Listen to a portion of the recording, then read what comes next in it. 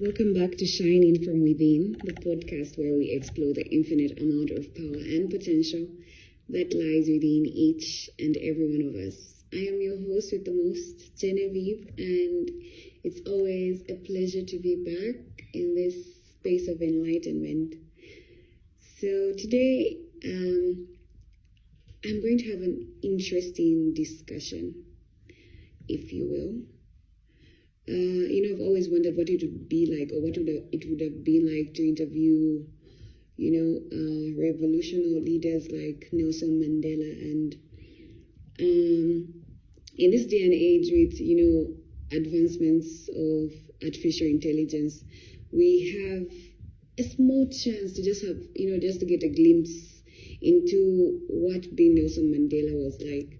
Of course, it can never replace or replicate the actual being, but I feel like artificial intelligence gives us the opportunity to, just have a small glimpse into what being Nelson Mandela might have been like and the struggles. And so today I'm going to have a discussion with one of my artificial intelligence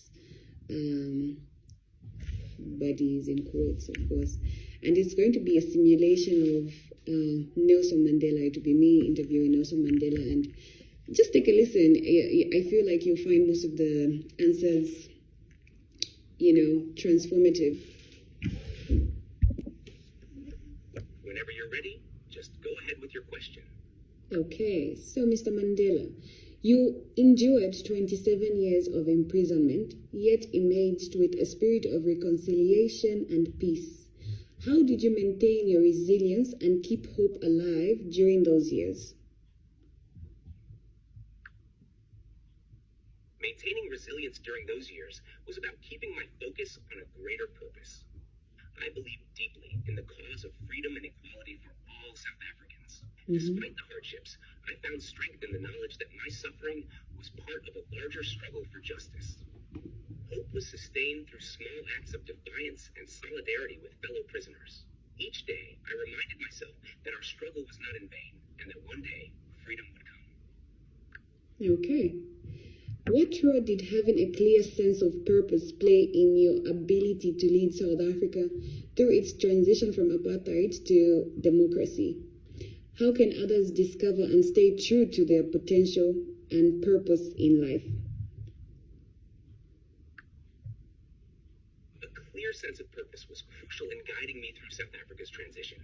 It provided direction and kept me focused on the bigger picture, even amidst challenges. My purpose was to build a nation where all people could live with dignity and equality.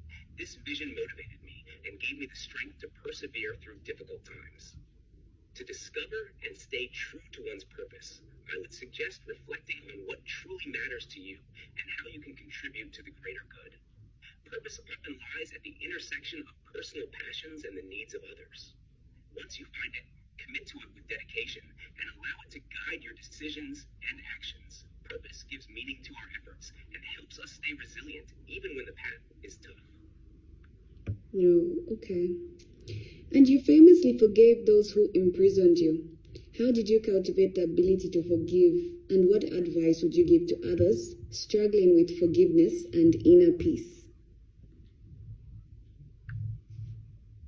Forgiveness was a conscious choice and a necessity for moving forward. I realized that holding on to anger would only prolong my suffering and hinder our nation's progress. I cultivated forgiveness by understanding that everyone is shaped by their circumstances, and that bitterness would only imprison me further.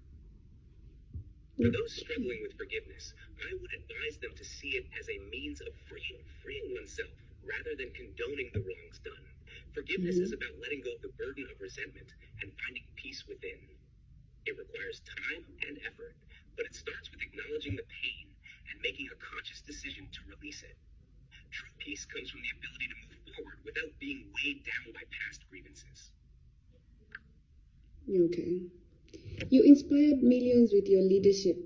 What personal development practices did you engage in to strengthen your ability to lead effectively? A Effective leadership requires continuous personal development. During my time in prison, I focused on self-education, reading widely, and reflecting deeply on my values and strategies. I also engaged in regular discussions with fellow inmates to exchange ideas and gain new perspectives. This intellectual and emotional growth helped me stay grounded and prepared me to lead with empathy and vision. Developing oneself as a leader involves cultivating self-awareness, learning from experiences, and remaining open to new ideas. It's important to continually challenge oneself and seek personal growth, as this strengthens one's ability to inspire and guide others effectively. Okay, brilliant.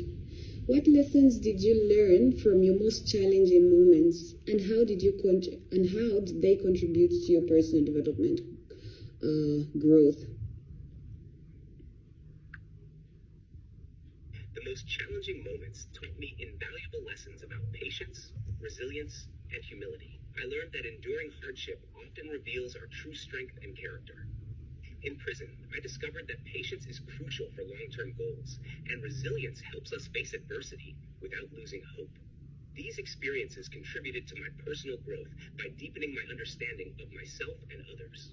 They taught me the importance of staying grounded and maintaining a vision despite difficulties.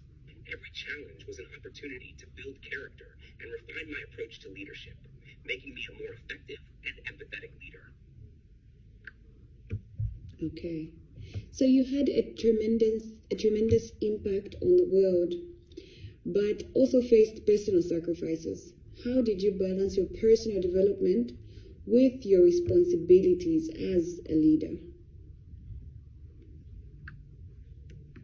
Balancing personal development with leadership responsibilities was indeed a challenge. The demands of leadership often meant that personal time was limited. However, I understood that personal growth was essential for effective leadership. I made time for self-reflection, reading, and thinking deeply about my values, even during the busiest periods. I found that nurturing my personal well-being directly impacted my ability to lead. It was about integrating personal growth into my daily life and ensuring that my inner strength supported my external responsibilities. By focusing on my own development, I was better equipped to serve and inspire others. Thank you so very much for your time.